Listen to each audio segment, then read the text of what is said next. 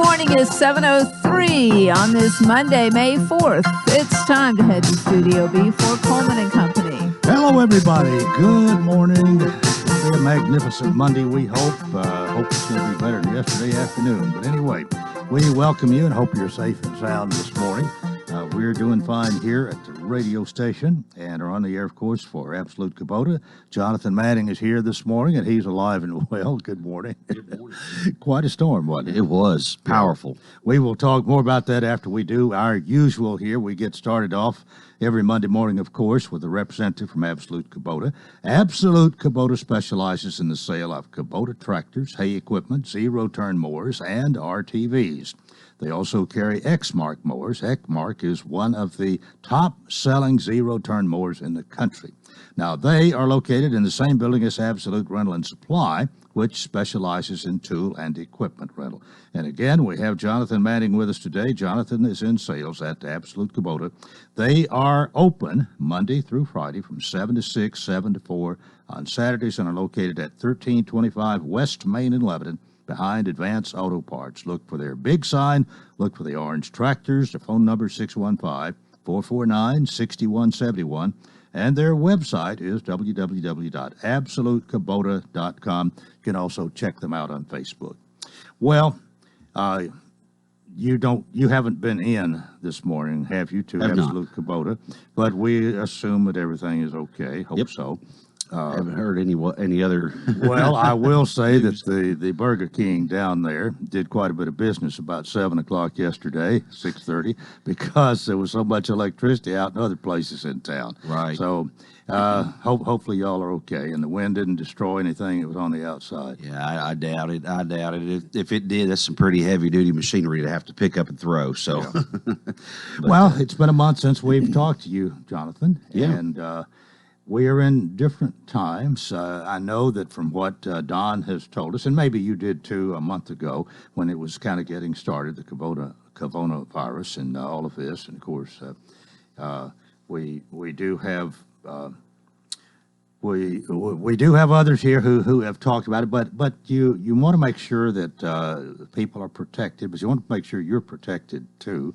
And so extra caution has been taken, but I don't think it's had an awful lot to do with the enthusiasm of people that want to come in and buy what you have. yeah, we're still busy.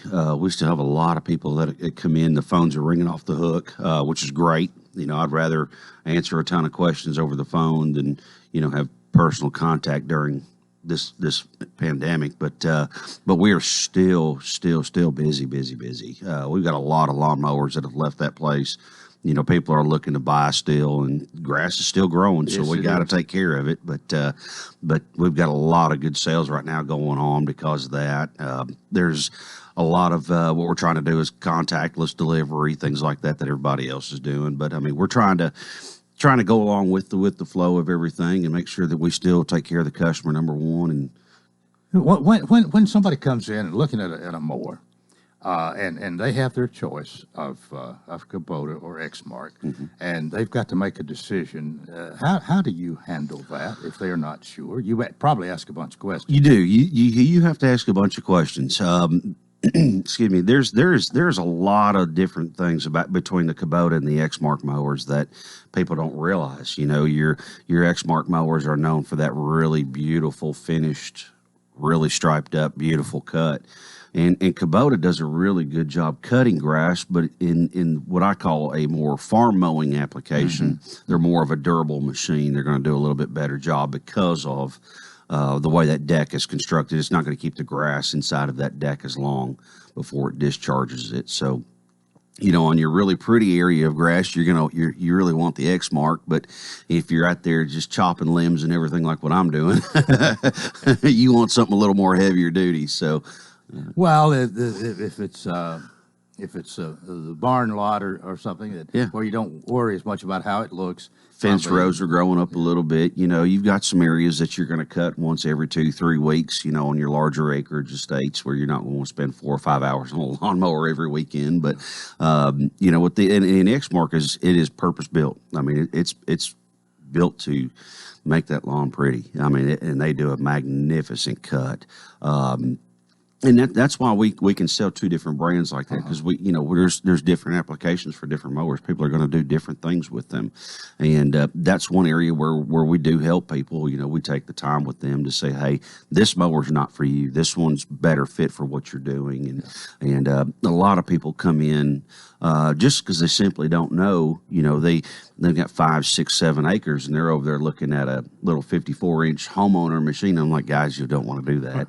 You don't want to do that. You'll number one, you'll kill the machine. Each machine's rated like the best way I describe it to people is each machine's rated like a pickup truck. Yeah. You go buy a 35-foot fifth wheel, you don't want to pull it with a half-ton truck. It's kind of that, and it helps people understand what you're talking about. When it comes to the duty of a lawnmower itself. So we try to help people understand what they're buying and when they buy it for their yard. That's why one of the first questions we ask you is, how much grass are you cutting? Yeah. Because that'll immediately kind of take the product line from about 30 mowers down to about 5 or less. We just try to make that perfect fit so that way you're not buying something that you're going to wear out before it's time. Yeah. We want to put you in a mower that you're going to be happy with for a very long time. More time has escaped us, but are you doing anything with hay equipment right now? Yeah, still 0 for 60 right now on hay equipment.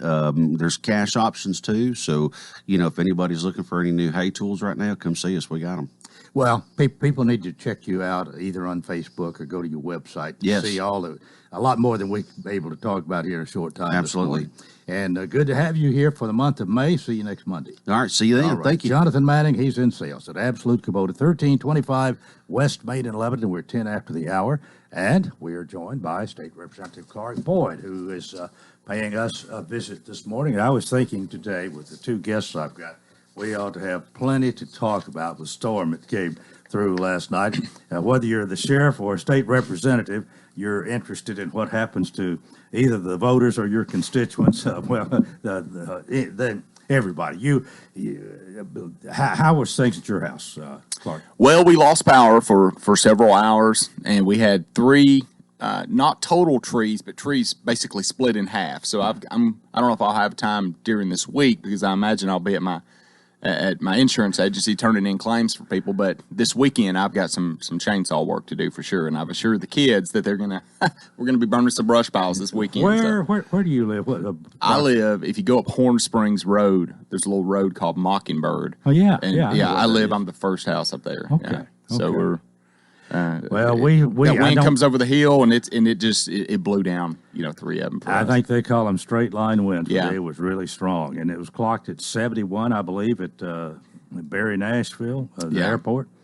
And it was some strong winds came here, but and I want to shout out real quick, like I always do, the Middle Tennessee Electric guys. I mean, they get out there and keep the power going. I mean, they do an incredible job.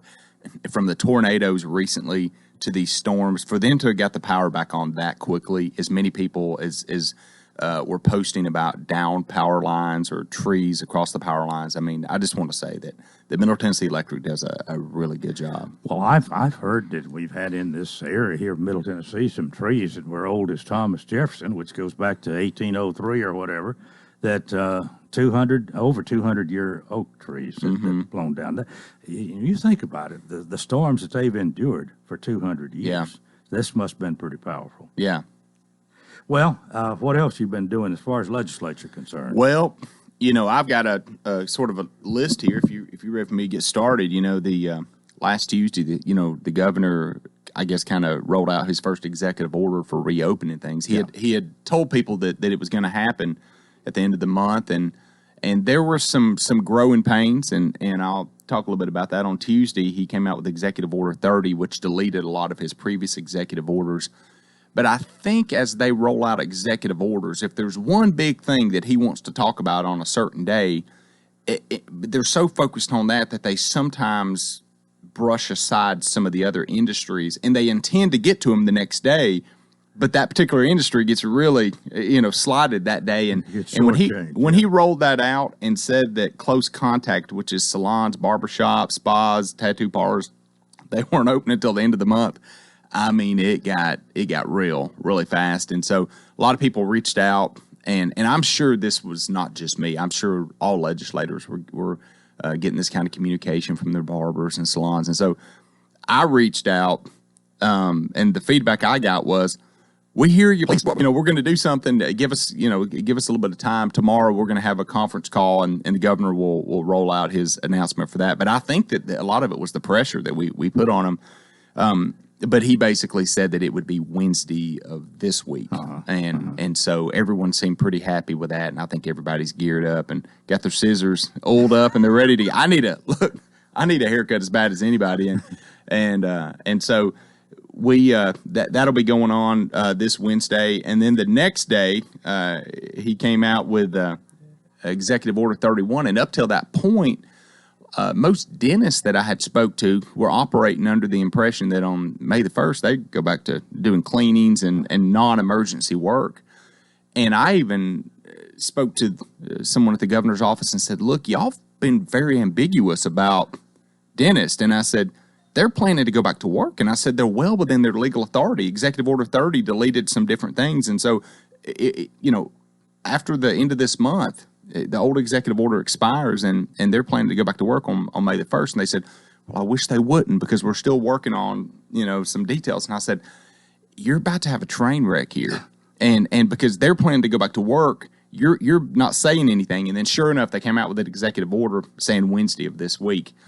And that was, in hindsight, I think they probably should have done that differently because those dentists had been working hard to set appointments for Friday, Monday, Tuesday, and then they had to go back in and call all those people and reschedule them, and it was just that was not handled properly. And of course, I'm not the governor. I didn't have any say so in that. He didn't ask my opinion on that, but I'm apologizing on behalf of the governor for that one, for the dentist, because they got slighted on this one. Well, hindsight's 20/20, as they say, but 3 days, 3 working days, they wouldn't make that much difference. Right now, they're still trying to come out with a guidance on how they're gonna the personal protective equipment is what it's called. And the dentists have told me, they said, "Look, we know this game. Look, when AIDS came out in the 1980s, we figured out real quick how to stop the spread of viruses." And they said that's why, I remember I was a kid in the 80s when the dentist started wearing gloves and the face mask, because I remember when they didn't. Yeah. And they said, we get how this, we know how to do this. But I think that the American Dental Association and the Tennessee Dental Association are trying to come up with something a little bit different that they can put their brand on. I mean, that's Clark Boyd's opinion. I think that they want to be able to say that they're doing something more than they were doing before. And the dentists are saying, "Okay, well, tell us what extra layer of mask we can put over the mask that we already have on and the shield that we have on," and so we want to be safe. But I think that to a certain extent, I'm just watching it play out, and I'm a little bit behind the curtain, and it just looks a little territorial with some of these dental associations. But Okay, time for us to take a break. State Representative Clark Boyd is here. We appreciate his visit on alternate Mondays, and we'll talk more after this break on Coleman and Company, FM 98.9. And at 7:17, let's see what's happening on the roadways. Want to thank Bates Ford, and they've got the low price tire guarantee on all tires every day, up to 30 days after the sale. There'll be any competitor's pricing on the tires they sell. 1673 West Main. Now at traffic, here's Chuck. Well, good morning. T9, those help trucks have been dispatched to 65 North at Vietnam Vets on reported debris in that area. Hickory Hollow Parkway, Mountain View, there in Antioch. That wreck is still in its clearing stages as they mop up that earlier wreck. 100 block of Haywood Lane. It's picked up just a bit down. I-40 passing 109 there, coming out of Wilson County towards Hermitage. Hey, check out the premier luxury vacation cabins near Gatlinburg at beautiful Cosby Creek Cabins. Call 1-800-508-8844. Simply go online to CosbyCreekCabins.com. I'm Commander Chuck, your on-time traffic. Have you heard the latest news about Exmark lawnmowers? The brand picked 2-to-1 over any other brand? Exmark is now honoring all police, fire, EMT, and military with the Exmark Honors Program. Receive up to $1,500 off on select models if you're a current or former police, fire, EMT, or military personnel. No better time than to step up to an Exmark. Come see the team at Absolute Kubota at 1325 West Main Street in Lebanon. Coleman and Company, thanks for joining us. During the legislative session, of course, legislation's been put on hold for a while, as we all know, but I have still still want to have our state representatives with us, and of course, Senator Pody comes each Friday. Our Friday Senate report, on Mondays we alternate between State Representative Susan Lynn and State Representative Clark Boyd, of course, who is with us today. But it does take a little of your time to come out here on alternate Mondays, but we do appreciate it, and I want you to know that. And I think it does give you an opportunity for our listeners at least to have some idea of what you're doing, what's going on, what direction you're headed in, or what problems you're trying to solve, and this sort of thing. So let's pick it up where we left off. Okay. Yeah, we are testing. We're very proactive with testing here in Tennessee. I mean, we are kind of getting back to the COVID-19 thing. A lot of people don't realize this. We are punching way above our weight class. I mean, we are one of the top states in the country as far as the percent of people that we're testing. Governor just went to Washington, and the president's asking that states test at least 2% of the population. We're nearly 3% now. And one of the things that maybe came out in the news a few days ago where they tested that prison up in Trousdale County, you know, people look at different pieces of data, and you can make the same data say whatever you want. And there are some people that the whole reaction to the COVID-19 is almost divided into two camps. There are people that I feel like just that really want to stay home and you know, hope that the virus will go away and want everybody else to. Yeah, and then there are people that I think don't think there is a virus. You know, I mean, there's two total camps, and then there are kind of people in the middle, like me, where I think we've got to protect some people. I mean, we've got to protect people that are vulnerable.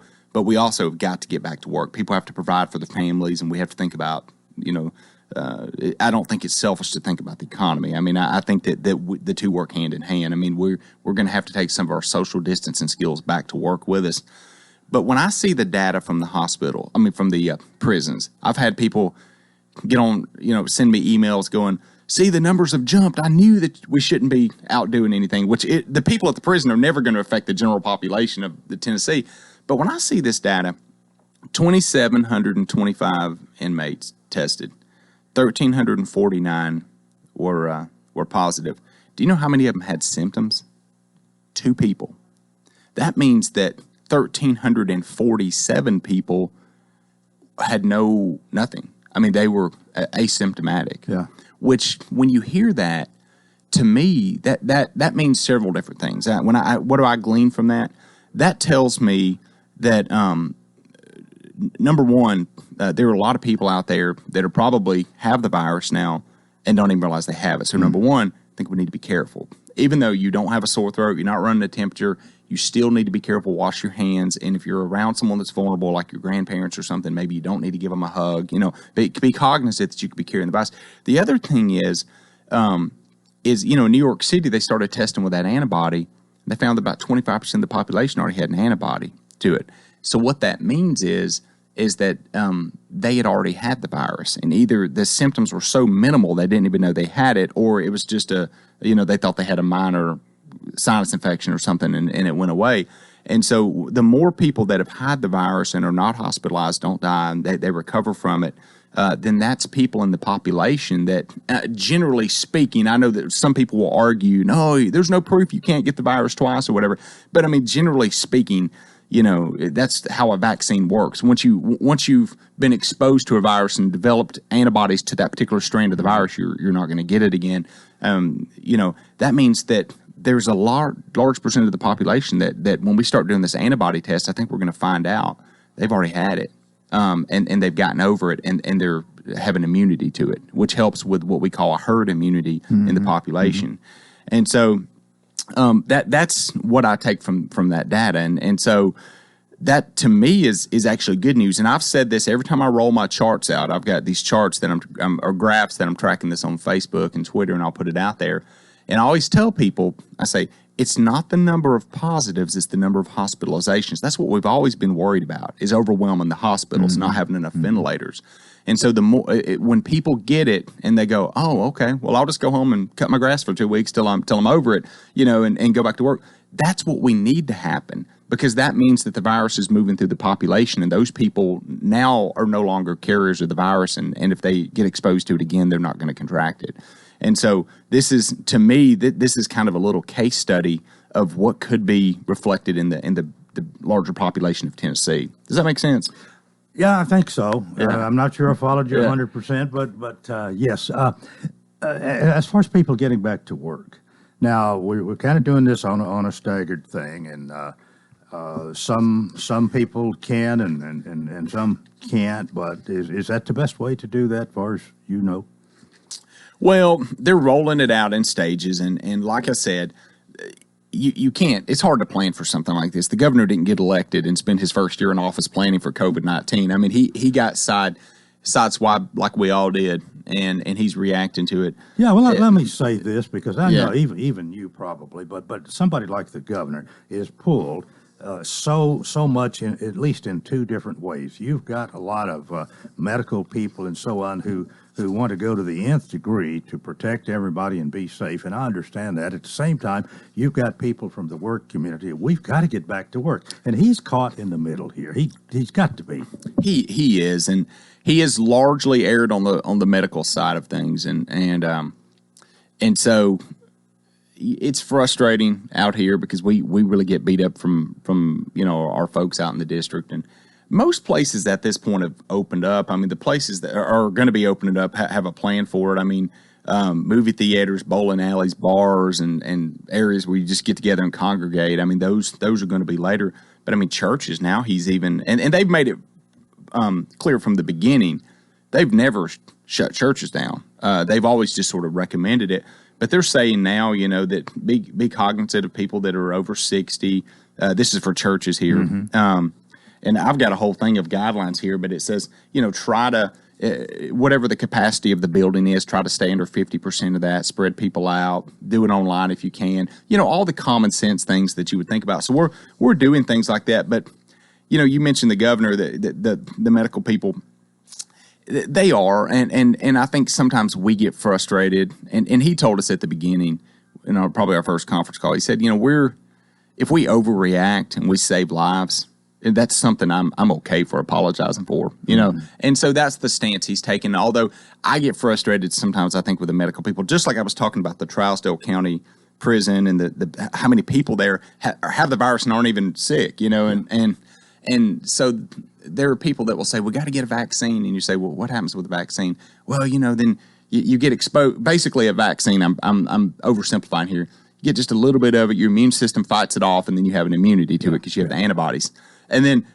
But then when someone gets sick, gets over it, and has the antibodies, and we go, yay, now they're immune. Those people are the first ones to come out and go, oh, no, there's no truth. There's no guarantee. And you go, well, what's the purpose of a vaccine? I mean, there's no guarantee if you get the flu shot, you're not going to get it. But you still recommend we get the flu shot. There's, to me, the people that are getting it and are not having symptoms or are getting over it without going to the hospital, that to me, that's like getting a vaccine, and it's good for the population, I think.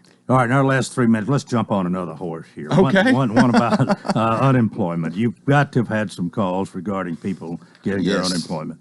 Yeah, we've paid out about $350 million for more than 300,000 claims, and for the first time ever. Well, I don't know if ever. I don't know historically, but 40,000 self-employed people who are normally not eligible because they don't pay into the premium. And so they finally got that old antiquated computer system up and running. They're spitting out the benefits pretty good. It does crash from time to time. It is a really old system, but you're eligible for a maximum of $275 a week from the state, an additional $600. And the way they did the $600 from the federal government, I mean, if you're getting it right now, it's very generous and it's helpful and it's a lot more than the $275 you would get normally. But the way they did it, it's not tier rated based on income or anything like the $275 is. If you're eligible for $275 from the state, then you're getting $875. $875. Mm-hmm. If you're eligible for $10 from the state, then you're getting $610. I mean, everybody gets $600 that gets anything, and if you are self-employed, what the federal government is doing is, because the state doesn't give you any because you've not paid into the plan. So the federal government's giving you the $600, and then they're going in and saying, hey, state, what would they have gotten were they an employee? And if the state says, well, it would be $275, then the federal government's giving an additional $275. So basically the federal government's paying both portions of that. And I think that that was a a quick maneuver at the federal level, and it was it's probably a shot of vitamin B in the arm of the economy to give people that. The concern that I have is because of that, and because it's not means tested, the federal portion, there are a lot of people now that are literally making more money unemployed than they are working. Yeah. And so there's going to be a problem in the next few weeks as these businesses open back up and the employers call and say, great news, we're going back to work tomorrow. Or Monday, can you come in? A lot of people are going to say, I don't want to come in. I want to ride this out as long as I can. And you should never, no society should ever have a program that pays people more to not work than they do to work. There is a fundamental problem with that. I have a problem, and I've called Congressman John Rose the other day, and he said, Clark, I know, and I'm sorry. He said, we did not want it that way. We fought with Nancy Pelosi. He said, we had to pass something quickly, and she won because she controls the Democrats control the House, and I hate talking. I always try not to be partisan on here or anything, but I mean that's basically what he was up against, and so it is what it is. We'll just have to deal with it. All right, real quickly, what's this week, next week look like for you? Well, I'm going to go deal with some of these tree claims. I'm sure it busted through people's houses this week, but right now we're still helping people. My legislative office is still open. We're still taking calls, and they're working full time, mainly helping people. If you're having a problem with your unemployment, call me. Call my office, 741-7086. We will help get you straightened out because there are some people that slid through the cracks, and that's mainly what we're doing. And we're going back into session on June the 1st. Right. And we don't know if we're going full force for another month to do everything we started earlier in the year, or if we're just going in to tweak the budget a little bit and then get out of here. I don't know. Right. We'll say stay tuned. Thanks for being with us. Thanks, Coleman. We'll see you at least one more time, okay? Take care. All right. We'll take a break here. Part 2 coming up. This is Coleman and Company, FM 98.9. And it's now 7:31. Let's see what's happening on the roadways. Want to thank Absolute Kubota and Rental, fully staffed service center and parts department. Most of their minor services can be done the same day. Servicing Exmark, Kubota, Lampride, Red Max, and Billy Goat, 1325 West Main. Now a traffic list. Check in with Chuck. Well, good morning. T-Dot and those help trucks have been dispatched to 65 North at Vietnam Beds on reported debris in that area. Hickory Hollow Parkway in Mountain View, there in Antioch. That wreck is still in its clearing stages as they mop up that earlier wreck. 100 block of Haywood Lane. It's picked up just a bit down. I-40 passing 109 there, coming out of Wilson County towards Hermitage. Hey, check out the premier luxury vacation cabins near Gatlinburg at beautiful Cosby Creek Cabins. Call 1-800-508-8844. Simply go online to CosbyCreekCabins.com. I'm Commander Chuck, your on-time traffic. Someday you may wake up and think, uh-oh, I'm running out of time to do something about retirement. Waypoint Financial Partners can help you do something now that may provide a solid future for you and your family. Waypoint, your future, your way. For more information, call the Lebanon office of Waypoint Financial Partners at 615-444-6548. Securities and investment advisory services offered through Axter Advisors, LLC, 212-314-4600. Member FINRA, SIPC. Gregory Dental in Lebanon is a family dental practice located across from University Medical Center. They offer cosmetic procedures, dental implant services, and now featuring new digital dentures. Premium dentures in just 2 appointments. No insurance, no problem. Call about our discount plan. Hi, I'm Dr. Derek Gregory. In my office, you can count on compassionate staff who will truly listen to you, take the time to get to know you, and discuss your personal needs. I look forward to meeting you. Gregory Dental Group, 444-0322, West Bador Parkway across from Gibbs Pharmacy. The Pavilion Senior Living residents are inviting you to become their new neighbor. If you're looking for a sign to move, call us at 444-5556 to learn more about the details. Or go to thepavilionseniorliving.com for more information. Or better yet, just drop by 1408 Medical Center Drive right behind Tenova Hospital and see for yourself. You should move here.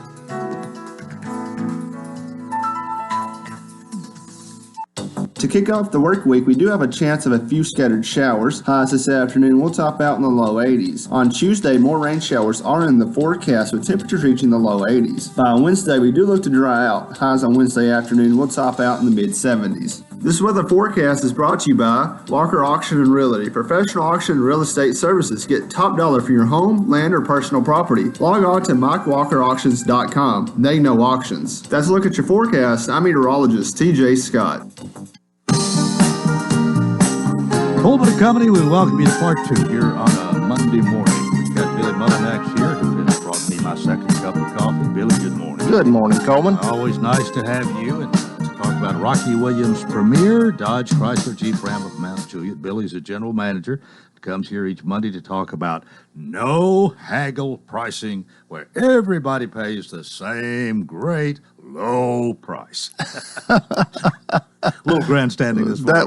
That was good, Coleman. That was really good. Well, you've made a name for yourself doing this, and don't anticipate any changes. Nope. And a lot of people who have experienced the no haggle way like it so much better. Well, Coleman, most people that experience the no haggle way like it better. You've got a few people that do like negotiating. They feel like they're really good at it. Some of them probably are, and some of them probably are not. They just think they are. They just think they are. They think that they won, but they have no idea what they probably paid. Yeah. But when everybody pays the same great low price, that's as fair, that's as honest, that's as good as it ever gets. And we have to be so aggressive on our pricing, Coleman, because everybody shops by internet now. If we were not really aggressive and pricing our vehicles where other dealers don't even necessarily want to sell the car, we wouldn't sell any cars, Coleman, because we don't have the ability to negotiate the way the other dealers do. And, if somebody comes to us and sees our price and then goes to another dealer, well, if there's any meat left on the bone at all they have to do is say, well, Rocky Williams is selling it for this. And they say, okay, I'll sell it for $100 less than that. Well, we make it to where when they do that, they have no fun at all, Coleman. And so it's hard for them to do that. But we've been very successful doing it. People like the stress-free way of buying. Or I shouldn't say stress-free. Anytime you're spending that much money, I wouldn't say it's stress-free, but it's very, very low stress and a lot less stress than what you typically run into when you're never sure if you got the best price you could have got or not. And the way we do it, everybody pays the same great low price. Well, you price your cars, not your customers. That's a great line, I think, and one we try to mention each week. Another thing we remind people of course, is the website, RockyWilliams.com. Might see your neighbor there, Coleman. Boy, I tell you what, you're going to see all of your car inventory, pre-owned as well as That's right. the new ones, and your no haggle price is right there. You're not ashamed of it. You don't have to do anything. Some people, I think, from what you tell me especially, they use the website as a gimmick. Yep. As a way to get you. And you don't have any ulterior motive there other than to put your price, and if you like what you see, come see us. That's exactly right, Coleman. And we tell people, Coleman, because other dealers sometimes are very deceptive in what they post on their website. And even sometimes when they're talking to customers on the telephone, they're just trying to get them there.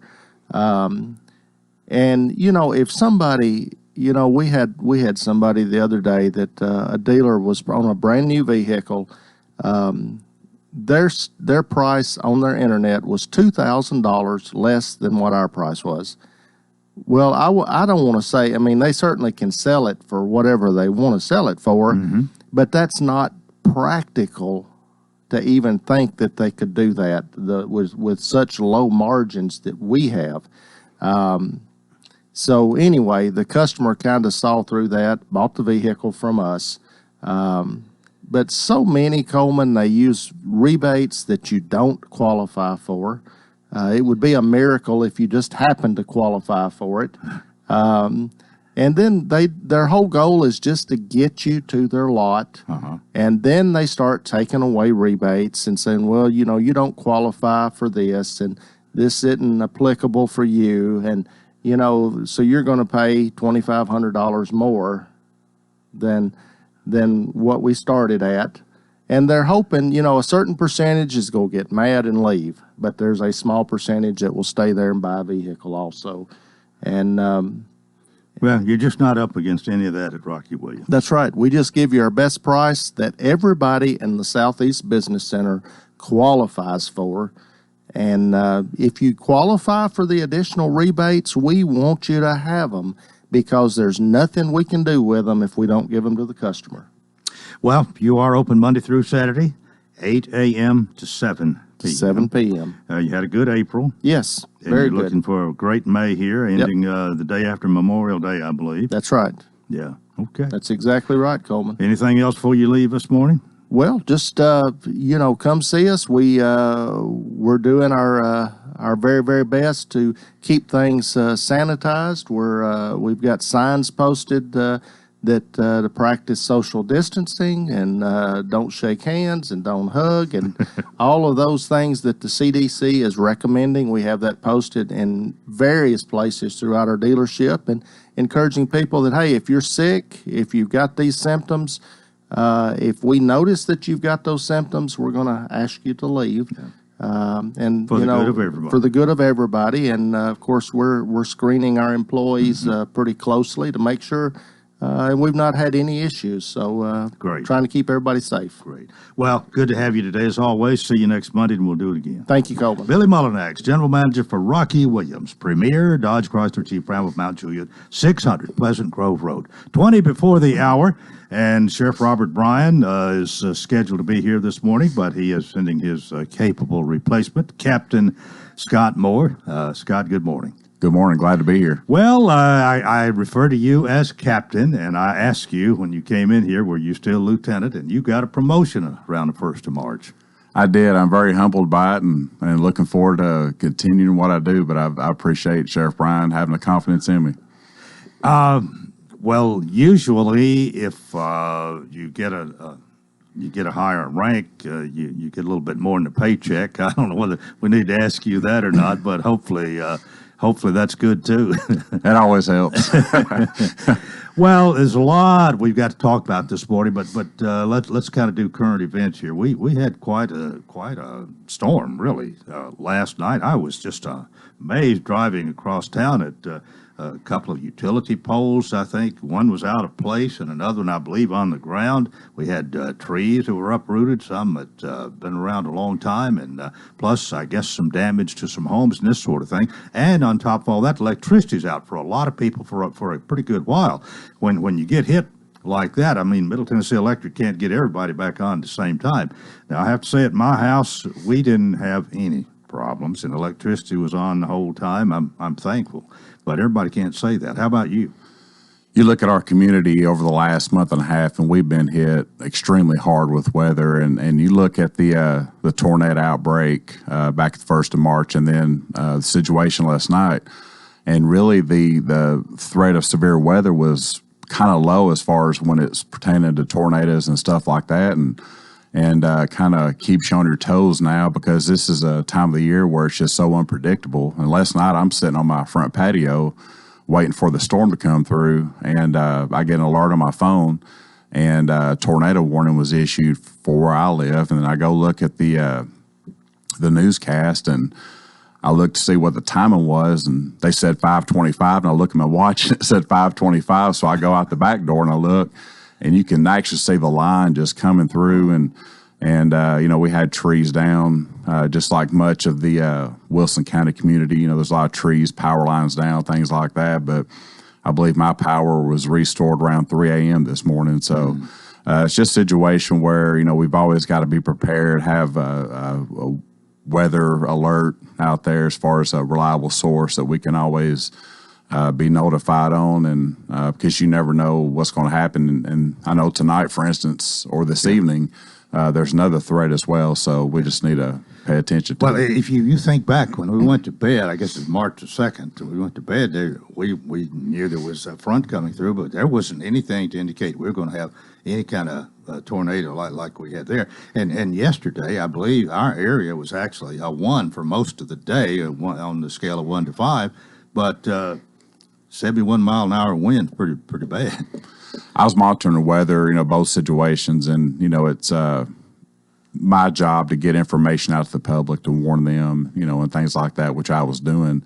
And on the night of March 2nd, I went to bed around 11 o'clock because it really didn't look like it was going to be as severe as it turned out to be. And I guess around 1 o'clock in the morning, my phone started ringing, and I started putting my uniform on to come into work. And as I'm coming into work, you could just hear officers on the radio talking about, trees being down, power lines down, and they, a lot of officers were trying to get to our office and couldn't because of the road blockages and things like that. So, and then when the sun came up that morning, it just looked like a war zone. And I don't think I mentioned, I believe you are Public Information Officer for the Sheriff's Department. That's correct. Okay, that's the title. It goes along with that and your other duties. Yes, sir. In charge of the school resource officers.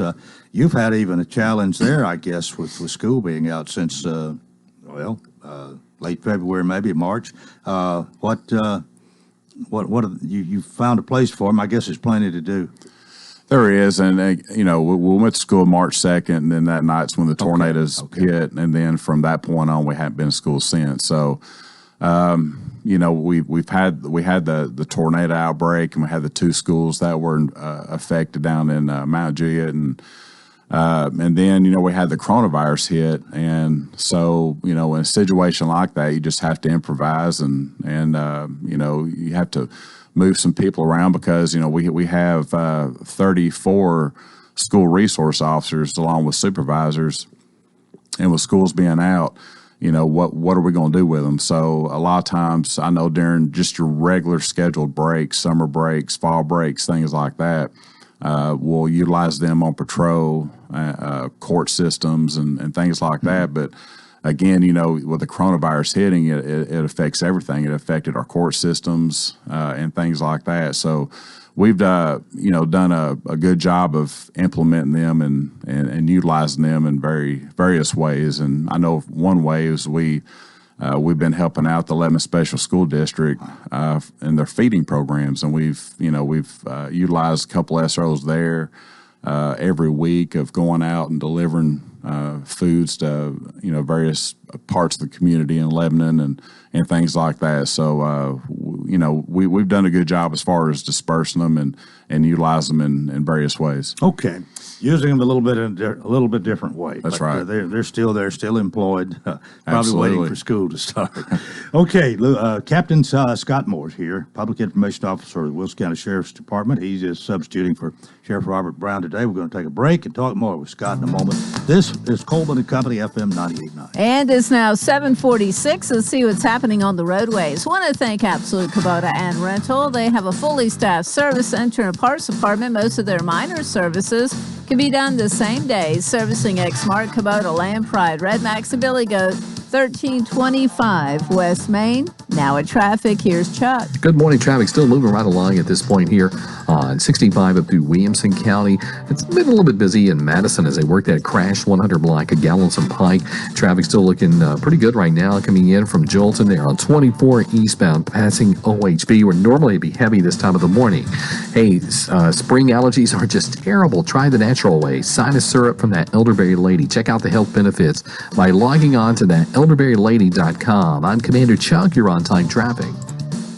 Do you know why Rocky Williams Dodge Chrysler Jeep Ram in Mount Juliet sells so many cars, trucks, SUVs, and muscle cars? Well, it all starts with a simple idea. Why not give everyone a hassle-free shopping experience for their new or used vehicle with no haggling, no negotiating, and no runaround? Every vehicle on the Rocky Williams lot is marked down incredibly low with the price posted on the window. You're treated with fairness and respect every time. No pressure, just a friendly, warm, inviting staff dedicated to finding finding the exact vehicle you need. So Rocky Williams Premier Dodge Chrysler Jeep Ram has become the original no-haggle, one-price dealer. Go online to rockywilliams.com to see the incredible deals yourself. Every car and truck is listed with a no-haggle low price. This is for real, and you're going to love it. People drive for miles to get some of the lowest prices in America on their new or used cars or trucks. Go to rockywilliams.com or come on over to our brand new spacious dealership next to Walmart in Mount Juliet.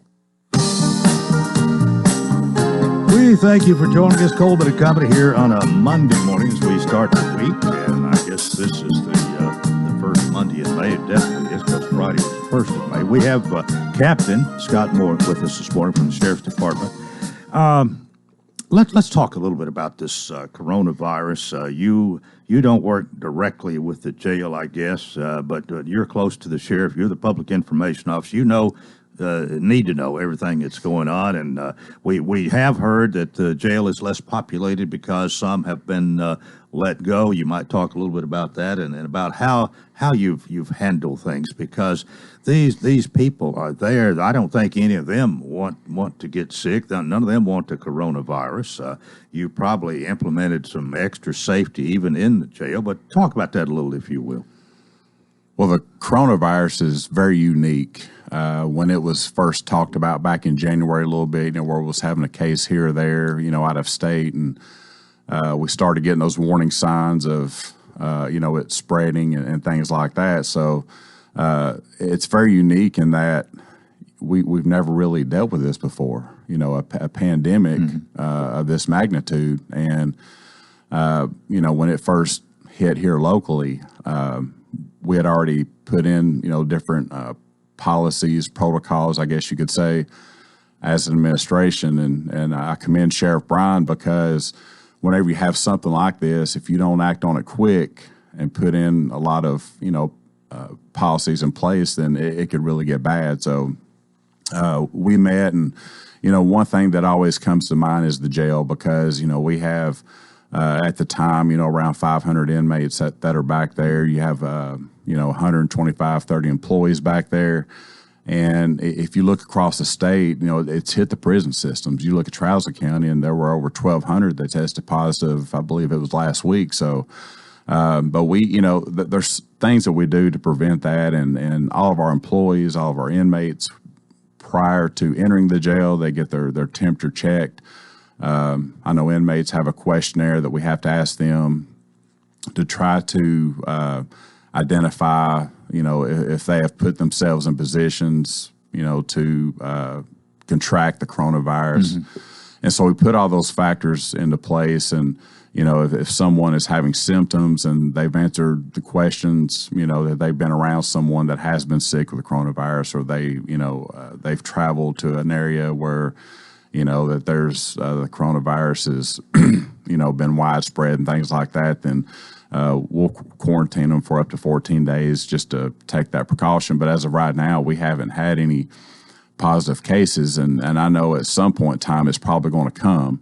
But I feel like that we've done an excellent job in really staying on top of that to keep that out of our jail right now. How are you able to quarantine somebody? You have a place in the jail for this, or you put them somewhere else away from the jail?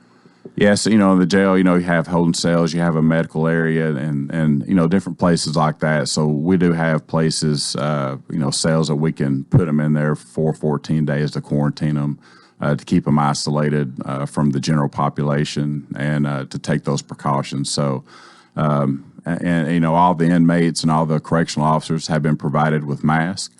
And, that's one thing that we've been fortunate to have, and outside of the jail, all the deputies, employees have been provided with masks. I was given a packet the first day it hit. So we've been very fortunate to have the supplies that we needed. And we've had outside, we just had a Charis Health Center from the Gladeville, Mount Juliet area just brought us some Clorox wipes and things to sanitize with. So one thing I can say is our jail is probably one of the cleanest places you can be at. It's probably cleaner than most homes, the way we sanitize it. What have you done about visitation? Well, visitation, takes place between the sheriff's office and jail. We have an area there. And so we kind of phased it a little bit, just kind of see how this thing goes, as far as if it increased with the amount of cases. And the more that it increased, then we started cutting it down. So we got to a point about a week or two into it to where we completely shut it off, the visitation, because we just couldn't take the risk of having them, come to the visitation area and they're passing back and forth each other, and you have people from the outside coming in. So that also puts our staff at risk. And so we cut that off. So whenever we feel that, that it's safe to get that back going, then we're going to try to do that. But we have allowed inmates more phone calls and things like that to communicate with their family during this time. So there can be communication, but not the face-to-face. That's correct. Right. Okay. Well, it's good to know that you haven't had any problem there, and hopefully it will stay that way. But I have an idea that even though they're inmates at the jail, I mean, I don't think they would want it. I would think they would be pretty cooperative in taking the safety measures so as not to get it.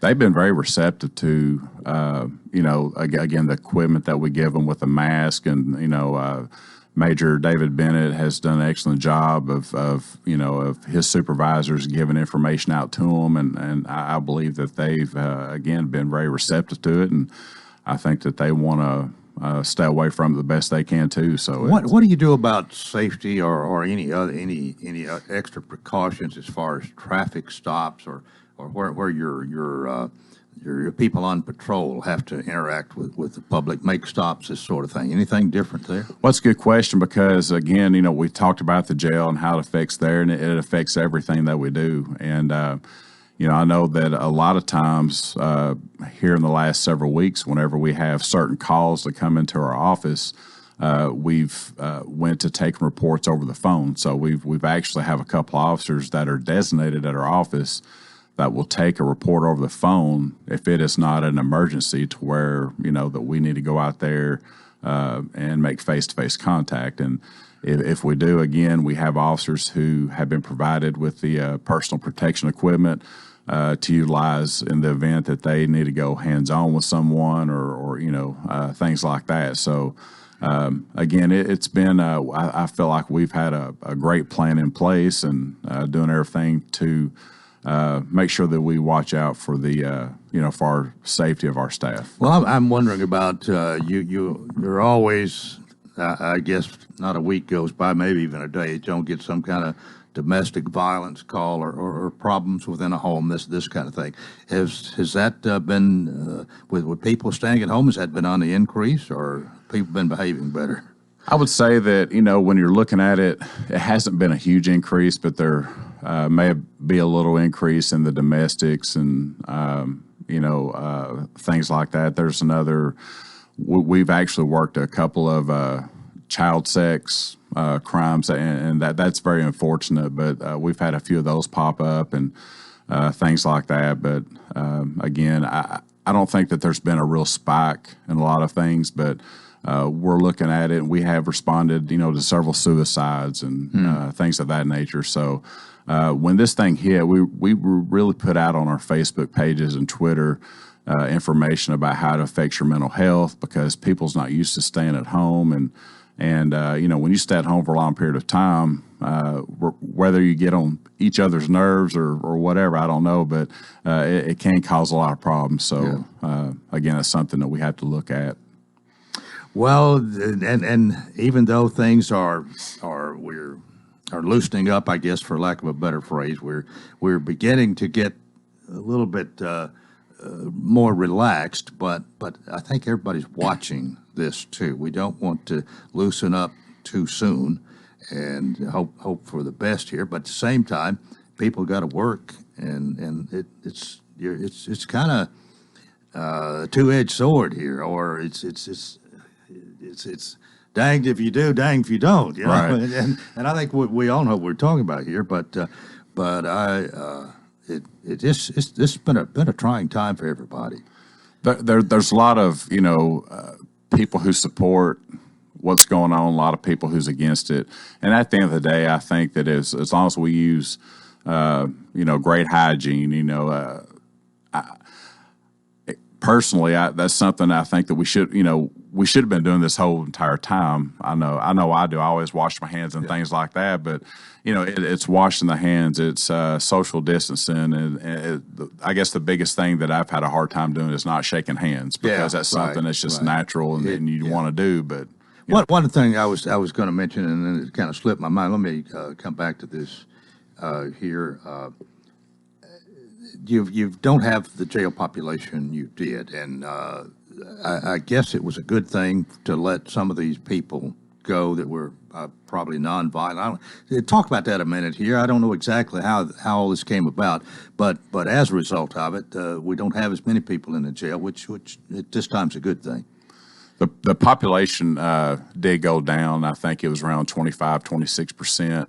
And again, we're when you look at the release of inmates, it's the nonviolent, it's the low misdemeanor crimes and things like that. Because one thing that we don't want to do is release someone who is a violent offender. So, whenever you decrease that percentage, whenever you have an outbreak like we have going on with the coronavirus, it just decreases the chances of having that extra. Well, was this the sheriff doing this, or is it the judges, the court? What prompted this? It's just something where you get, the sheriff gets with the judges, and you sit down and talk and come to a compromise as far as what is the best situation, as far as who meets the criteria. Mm-hmm. Who do we feel comfortable with releasing that's not a danger to the community and things like that. So that's kind of how it all worked out. We've come to the end of our time. Been nice to have a discussion with you this morning. I hope that things will continue to improve. And Captain Scott Moore, thanks so much. Absolutely. Thanks for having me. Captain Scott Moore, Public Information Officer for the Wilson County Sheriff's Department. And that's it for a Monday. Hope you'll join us tomorrow. Till then, I wish you a magnificent day.